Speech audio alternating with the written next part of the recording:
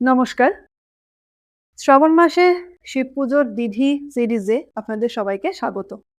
আগের পর্বে আমি আলোচনা করেছিলাম ঘরে কোন শিবলিঙ্গে আমরা পুজো করব এবং মহাদেবের স্নান বিধি নিয়ে।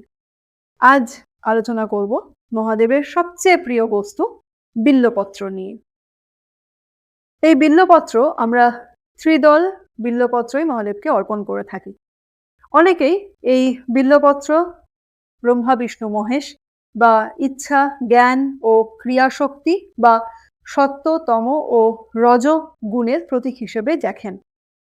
বেলপাতা মহাদেবকে দেওয়ার সময় কখনো সোজা দিকে দেবেন না, এভাবে উল্টে দেবেন এবং এই যে অংশটা এটা কেটে দেবেন এবং এই মাঝখানে ধরে এই পাতার সামনের দিকটা থাকবে মহাদেবের দিকে এবং এই বোঁটার দিক থাকবে আপনার দিকে। এভাবে মহাদেবকে অর্পণ করবেন। অনেক সময় ৪ পাতা বা ৫ পাতার বেলপাতাও আমরা দেখতে পাই। সেটা দেওয়া যেতে পারে, কিন্তু ত্রিদল হলে সবথেকে ভালো। এবং একটা জিনিস খেয়াল রাখবেন, বেলপাতা যেন ফলন্ত গাছ থেকেই পাড়া হয়।